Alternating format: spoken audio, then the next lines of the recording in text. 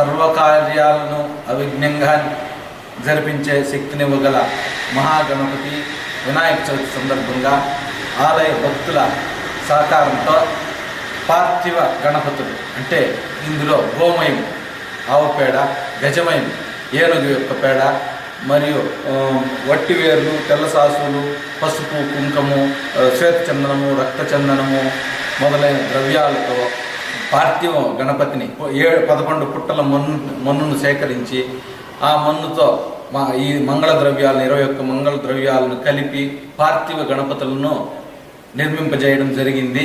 ఇవి వినాయక చవితి ముందు రోజు అనగా రేపు 6వ తేదీ శుక్రవారం ఉచితంగా పార్థివ గణపతులు అందించబడతాయి.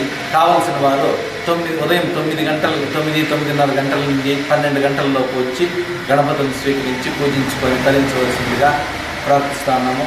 ఈ మహాగణపతి పార్థివ గణపతి పూజ విశేషమైన ఫలితాన్ని ఇచ్చి అందరినీ ఆ గణపతి ఆశీస్సులకు పాత్రలు చేస్తుందని చెప్పి మనం చేసుకుంటున్నాము.